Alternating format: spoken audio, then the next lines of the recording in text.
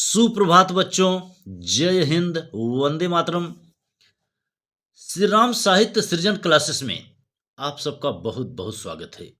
कक्षा 10 हिंदी काव्य खंड के अंतर्गत रामनरेश त्रिपाठी जी की रचना है स्वदेश प्रेम। यह स्वदेश प्रेम रचना उनके स्वप्न नामक ग्रंथ से ली गई है। स्वप्न ग्रंथ के रचनाकार रामनरेश त्रिपाठी हैं, उसी से ली गई है। अतुलनीय जिनके प्रताप का साक्षी है प्रत्यक्ष दिवाकर, घूम घूम कर देख चुका है जिनकी निर्मल कीर्ति निशाकर। देख चुके हैं जिनका वैभव ये नभ के अनंत तारागढ़, अगणित बार सुन चुका है नभ जिनका विजय घोष रण गर्जन। राष्ट्र प्रेमी तथा मानव मूल्यों के अमर गायक रामनरेश त्रिपाठी जी, आपका जन्म उत्तर प्रदेश के जौनपुर जिले के कोयरीपुर गांव में हुआ था। छायावाद के सूक्ष्म सौंदर्य का चित्रण करने वाले देशभक्त कवि की रचना है स्वदेश प्रेम। देखते हैं। अतुलनीय जिनके प्रताप का साक्षी है प्रत्यक्ष दिवाकर, घूम घूम कर देख चुका है जिनकी निर्मल कीर्ति निशाकर। अतुलनीय वह वीर, वह जवान, वह देश रक्षक जिन्होंने अंग्रेजों से हमें मुक्ति दिलाई, अंग्रेजों के चंगुल से देश को मुक्त कराया। हम उसी आजाद भारत में आज श्वास ले रहे हैं। वर्षों तक मुगल आक्रांताओं ने इस देश पर कब्जा जमाए रखा। उनके कब्जे से मुक्त करने वाले वीर को प्रणाम किया है देशभक्त कवि रामनरेश त्रिपाठी जी ने। अतुलनीय जिनके प्रताप का साक्षी है प्रत्यक्ष दिवाकर। संदर्भ लिखेंगे कि प्रस्तुत पद्योतरण हमारी पाठ्य पुस्तक हिंदी काव्य खंड के स्वदेश प्रेम शीर्षक से उद्धृत है। इसके रचयिता स्वप्न ग्रंथ के रचनाकार पंडित रामनरेश त्रिपाठी जी हैं। त्रिपाठी जी ने छायावाद का सूक्ष्म सौंदर्य जो प्रस्तुत किया है, इसमें वीर पुरुषों की अतुलनीय योगदान को कभी भुलाया नहीं जा सकता। अतुलनीय जिनके प्रताप का साक्षी है प्रत्यक्ष दिवाकर, वह वीर जिन्होंने देश को आजादी दिलाई, उनकी वीरता अतुलनीय है, उनके प्रताप अतुलनीय है, साक्षी है प्रत्यक्ष दिवाकर। उनको तो हम लोग किताबों में पढ़ते हैं, उनकी वीरता के बारे में हम लोग किताबों में पढ़ते हैं, महापुरुषों की वाणी में श्रवण करते हैं, विद्वानों की वाणी से सुनते हैं, किंतु उनकी वीरता का जो साक्षात दर्शन किया था, उन वीर पुरुषों की वीरता को जो प्रत्यक्ष देखा था ब्रह्मांड से, वह दिवाकर हैं सूर्य। सूर्य ने उनकी वीरता को देखा था, तब भी देखा था, आज हैं गवाह के रूप में हमारे समक्ष उनकी वीरता का वर्णन करने के लिए। तो वह वीर की वीरता अतुलनीय है जिन्होंने देश की आजादी दिलाई, और यह दिवाकर सूर्यदेव साक्षी हैं उनकी वीरता का। घूम घूम कर देख चुका है जिनके निर्मल कीर्ति निशाकर। यह निशाकर चंद्रमा भी भ्रमण करते हुए गगन मंडल में उनके निर्मल कीर्ति को साक्षात अपनी आंखों से देखा है। वह चंद्रमा उनकी वीरता का वर्णन कर रहा है प्रत्यक्ष रूप से। देख चुका है जिनका वैभव ये नभ के अनंत तारागढ़। ये तारागढ़ भी उस समय थे, आज हैं और रहेंगे, और जब तक धरा पे रहेंगे उन वीर पुरुषों की वीरता का वर्णन करते रहेंगे। अगर हमें प्रत्यक्ष जानकारी प्राप्त करना है तो इन तारों से, अनंत नभ के तारागढ़ से हम उनकी वीरता को जानें। वो वर्णन करने के लिए बेताब हैं, कोई देशभक्त श्रवण करने के लिए तो चाहिए। अगणित बार सुन चुका है नभ, नभ माने आकाश, अनगिनत बार उनके विजय घोष का रण गर्जन श्रवण कर चुका है। जिनका विजय घोष रण गर्जन, यह नभ आकाश उन वीरों के विजय घोष का रण गर्जन रणभेरी को कई बार श्रवण कर चुका है, जो प्रत्यक्ष गवाह के रूप में, प्रमाण के रूप में हमारे समक्ष हैं। शोभित है सर्वोच्च मुकुट से जिनके दिव्य देश का मस्तक। गूंज रही हैं सकल दिशाएं जिनके जय गीतों से अब तक। जिनकी महिमा का है अविरल साक्षी सत्य रूप हिम गिरिवर। उतरा करते थे विमान दल जिसके विस्तृत वक्ष स्थल पर। आगे देखते हैं, शोभित है सर्वोच्च मुकुट से जिनके दिव्य देश का मस्तक।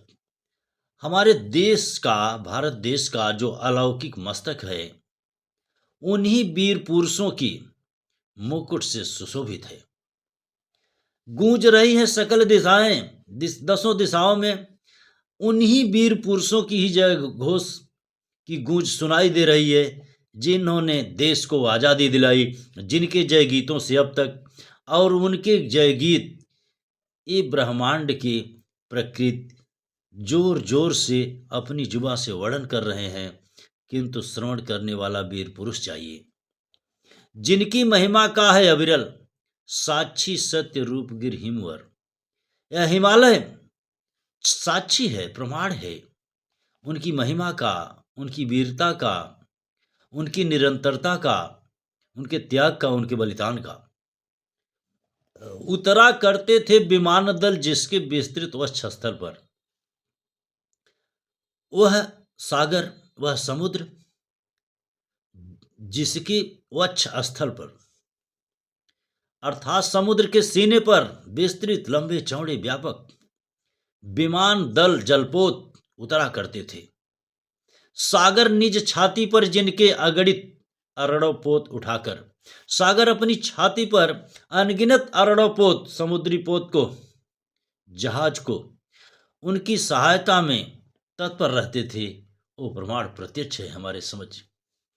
और आगे देखते हैं,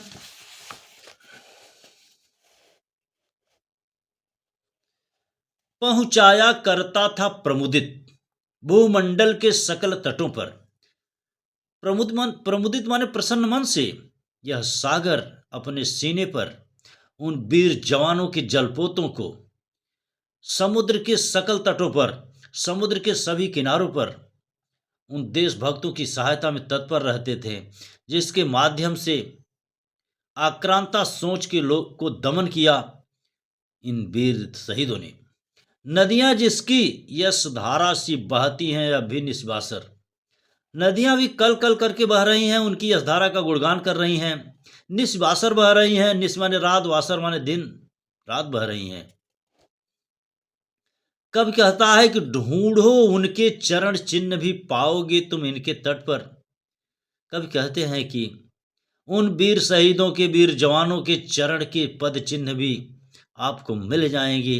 पहले देशभक्ति में रम करके इनके तटों पर खोज तो करो, अनुसरण तो करो। आगे कब कहते हैं कि विश्वत रेखा का वासी जो जीता है नित हाँफ हाँफ कर।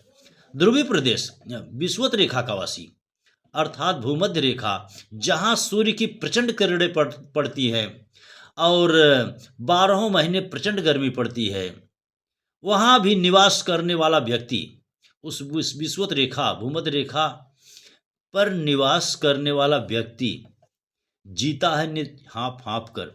चाहे प्रचंड गर्मी कितनी भी पड़े, सहन करके वो हाँफ हाँफ करके इसलिए जीता है कि जननी जन्मभूमिश्च स्वर्गादप गरीसी, माता और जन्मभूमि स्वर्ग से भी बढ़कर हैं। वह विश्वत रेखा, भूमध्य रेखा जहाँ प्रचंड गर्मी पड़ती है, वह स्थान भी जन्म लेने वाले के लिए माँ के समान है, बहुत प्रिय है। वो हाँफ हाँफ करके प्रसन्नतापूर्वक जी लेता है। रखता है अनुराग अलौकिक वह भी अपनी मातृभूमि पर। अनुराग अलौकिक, प्रेम, अनुराग माने प्रेम, अलौकिक दिव्य प्रेम रखता है अपनी भारत माता से, वह भी अपनी मातृभूमि पर।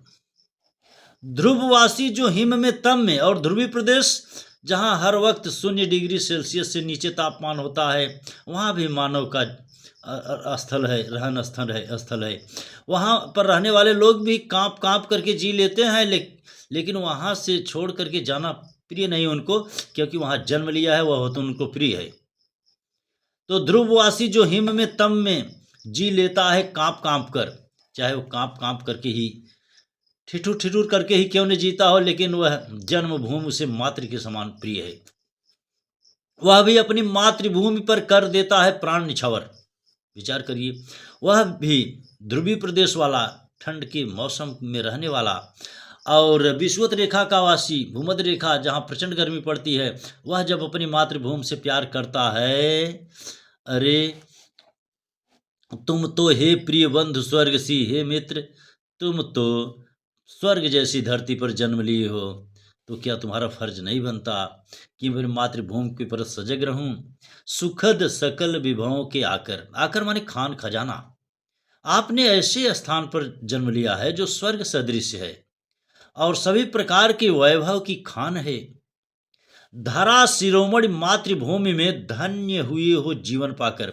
आप धरा शिरोमणि अर्थात 52 करोड़ वर्ग किलोमीटर इस धरा पर जहां आप जन्म लिए हो, अरे वह तो शिरोमणि है, अर्थात सभी जगहों से श्रेष्ठ है।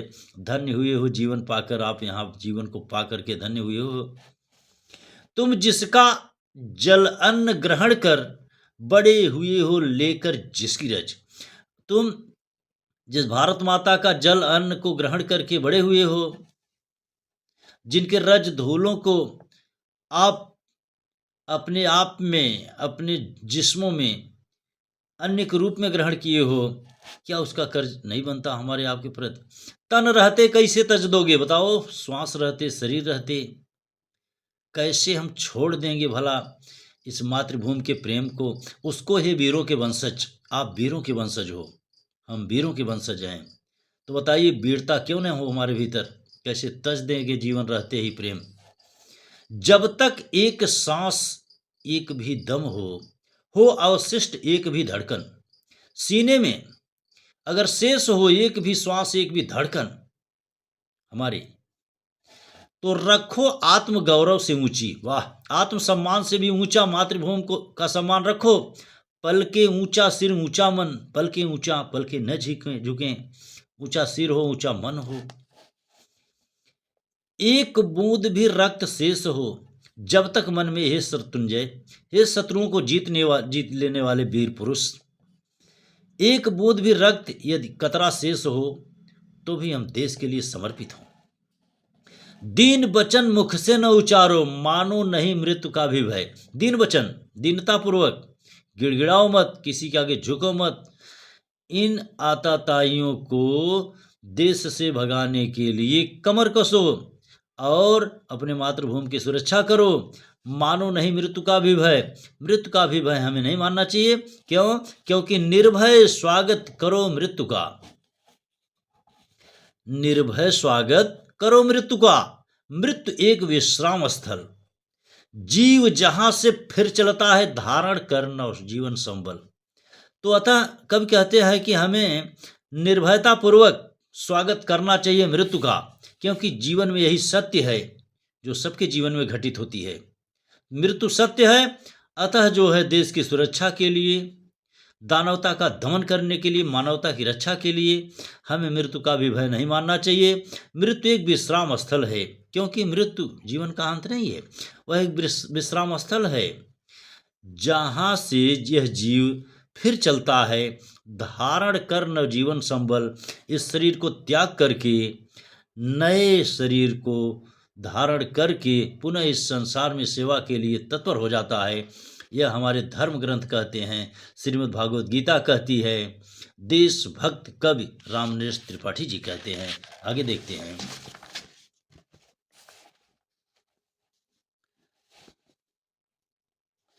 मृत्यु एक सरिता है जिसमें श्रम से कातर जीव नहाकर।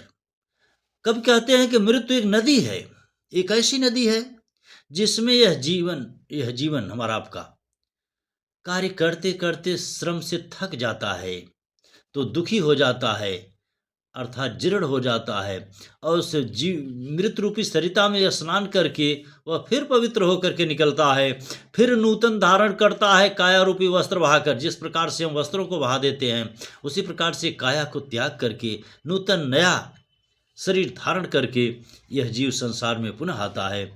सच्चा प्रेम वही है जिसकी तृप्ति आत्म बल पर हो निर्भर। वाह, कब कहते हैं कि सच्चा प्रेम इस दुनिया में वही है, तभी उसमें तृप्ति है। संतोष है जिसमें आत्मबल हो। त्याग बिना निष्प्राण प्रेम है। फिर आगे कवि कहते हैं कि प्रेम है तो उसमें त्याग होना चाहिए, मोह नहीं होना चाहिए। त्याग, क्योंकि प्रेम जो है त्याग के बिना वह निष्प्राण है, प्राण रहित है। करो प्रेम पर प्राण न्यौछावर रहता। कब कहते हैं कि हमें प्रेम पर ही अपने प्राणों का न्यौछावर कर देना चाहिए। देश प्रेम वह पूर्ण क्षेत्र है, देश प्रेम वह पुण्य क्षेत्र है। अमल असीम त्याग से विलसित, जो अमल है मल रहित है, असीम सीमा रहित है। त्याग हो जिसमें जो है प्रेम पुष्पित पल्लवित होता है। आत्मा के विकास से जिससे मनुष्यता होती है विकसित। आत्मा के विकास, शरीर के विकास के साथ साथ मनुष्य तत्वदर्शी सदगुरु के सानिध्य में जा करके अपने मन का विकास करता है, आत्मा का विकास करता है। मनुष्य जिसमें मनुष्यता विकसित होती है, तभी मनुष्य का जीवन सार्थक है।